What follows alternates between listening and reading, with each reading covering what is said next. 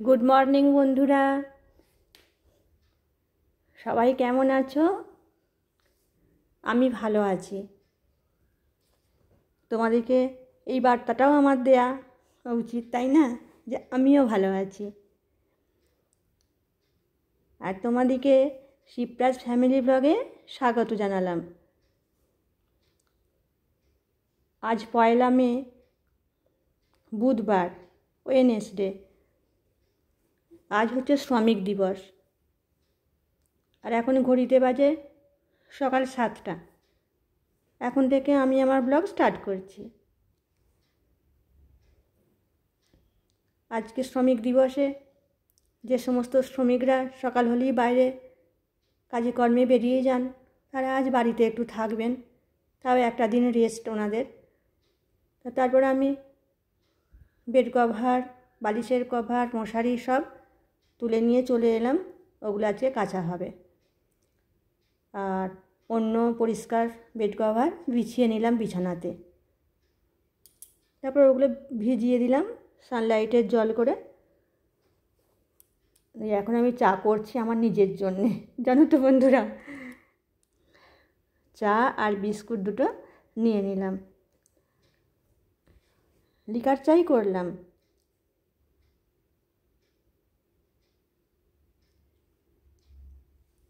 আমি সকালে লিকার চা খেতেই পছন্দ করি। লিকার চা খেলে শরীরে অ্যাসিডিটি হয় না, শরীরটা বেশ ভালো থাকে। আর উপকারও। অবশ্য যাদের অ্যাসিডিটি নেই তারা দুধ চা খেতেই পারে, অবশ্যই খেতে পারে। আমি লিকার চা খাই। এখন আমেজ করে বসে বসে চা খেয়ে নিলাম। চা খেয়ে এখন আমি রান্নাঘরে চলে এসেছি। ভাতটাও বসিয়ে দিলাম, দিয়ে আর একটা ওভেনে রান্না বসিয়ে দিলাম। আর যা গরম পড়েছে গো, সকাল সকাল যত তাড়াতাড়ি রান্না হয়ে যায় ততই ভালো। গরমেতে রান্নাঘরে যেন থাকতে হাঁসফাঁস লাগে। এই যা গরম, মনে হচ্ছে কবে একটু বৃষ্টি হবে। একটু বৃষ্টি হলে যেন স্বস্তি নিঃশ্বাস পড়ে সব মানুষেরই। আমি এখন একটু পাট শাক ভেজে নিচ্ছি। কড়াইতে লঙ্কা আর রসুন ফোড়ন দিলাম। এটা বেশ খেতে ভালো হয়, রসুনের সেন্টটা বেশ ভালো লাগে। আমার ছেলে, হাজব্যান্ড ওরা খুব ভালোবাসে রসুন দিয়ে পাট শাক ভাজা। আমার বাবাও খুব ভালোবাসে রসুন দিয়ে পাট শাক ভাজা, আর সেটাই আমার অভ্যাস হয়ে গেছে। আর এদিকে এই যে ডালও হয়ে গেছে। আর পাট শাকেতে একটু নুন মিষ্টি দিয়েছি গো। আর এখানে মাছের কালিয়া বসিয়ে দিয়েছি, সেটাও হচ্ছে। মনে হচ্ছে তাড়াতাড়ি রান্নাটা সেরে রান্নাঘর থেকে বেরিয়ে গেলে বাঁচি। কিন্তু কাজকর্মও তো অনেক থাকে, বলো না। রান্নাঘর থেকে বেরোবো বললেই কি বেরোনো যায়? কাজকর্মগুলোও তো সারতে হবে। মেয়েদের যেটা কাজ সেটা তো করতেই হবে, অবশ্য আনন্দ সহকারেই করি। তারপর রান্নাঘর এখন গোছানো হলো না, রেখে দিয়ে চলে এলাম। এখন ছাদে চলে এসেছি, পাশে কাকিমার সাথে কথা বলছি। আর দেখেছো মাথাটা কেমন ঢাকা দিয়ে মুড়িয়ে নিয়েছি, এত রোদ্দুর। যার জন্যে আমি ভাবলাম যে আগে কেচে আর মেলে দিয়ে চলে আসি, শুকিয়ে যাবে, তারপর কোনো একটা সময় যেয়ে নিয়ে চলে আসা হবে। তো আমি জামা কাপড়গুলো সুন্দর করে মিলে দিলাম। ওহ, মাথাটা কি রোদ লাগছে গো। মাথার ঢাকাটা খুলে গেল। একটা কাক পাখি কিচ্ছু দেখতে পাচ্ছি না, এত রোদ্দুর। কাক পাখিও যেন কোনো ছাওয়ায় আড়ালে আবদারে বসে আছে। ওদেরও তো রোদ লাগে, ওদেরও কষ্ট হয়।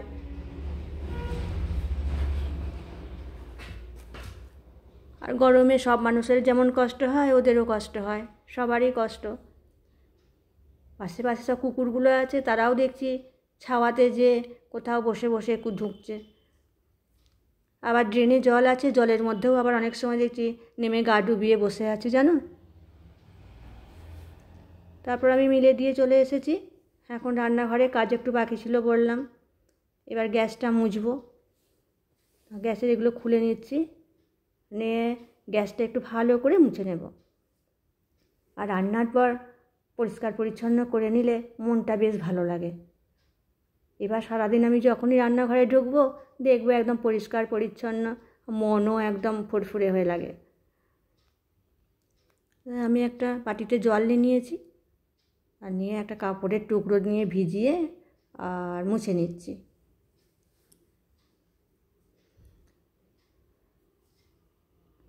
তোমাদের ওখানে কেমন গরম পড়েছে?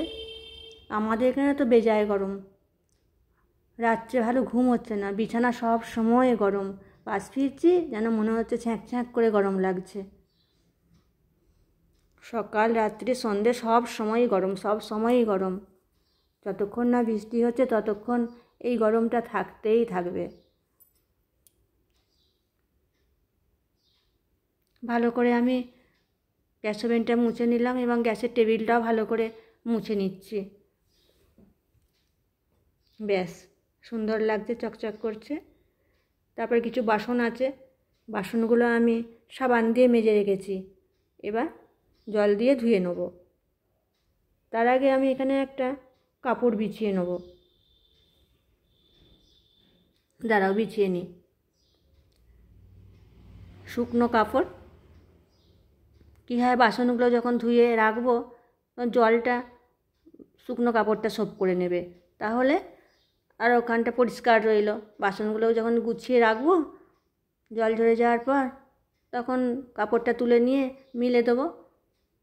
ব্যাস, কাপড়ে শুকিয়ে যাবে আর আমার জায়গাটাও পরিষ্কার রইল। নাহলে জল থই থই করে। আমার বাসন রাখার ঝুড়ি আছে, তাতেও আবার এক গাদা বাসন জমে আছে, সেগুলো এখনও গোছানো হয়নি, সেগুলো আবার গোছাতে হবে। তারপর স্নান করব। আর যা গরম জল হয়ে যাচ্ছে গো, ট্যাঙ্কের জল, যার জন্য বালতিতে জল ভরে রেখেছি, সেই জলটাতেই স্নান করব। এত গরম, এক এক করে আমরা ওই জল ভরে ঠান্ডা করছি, করে স্নান করছি। স্নান করে তারপরে আবার পুজো আছে, পুজো করব। স্নান করে চলে এসেছি,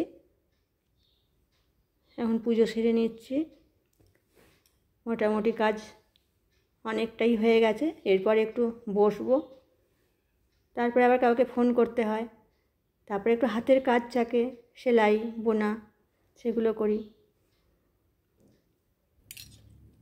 তো এখন 1:30 বেজে গেছে, বাইরে খেতে দিয়েছি, খাবার দিতে চলে এসেছি। হ্যাঁ, এসো। বন্ধুরা যারা সাবস্ক্রাইব করোনি তারা আমার চ্যানেলটিকে সাবস্ক্রাইব করে দিও, লাইক কমেন্ট শেয়ার করো। খিদেও পেয়ে গেছে, আমার পাশে থেকো। আর তোমাদেরকে আমি অনেক ভালোবাসা জানালাম। আর পাতেই দিয়ে দিয়েছি।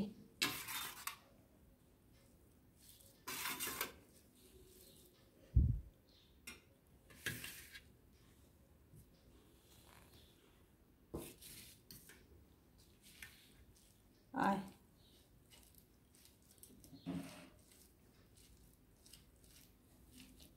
ঠিক আছে বন্ধুরা, আমরা এবার খাওয়া দাওয়া করি। আজকের মতো এখানেই আমি শেষ করছি।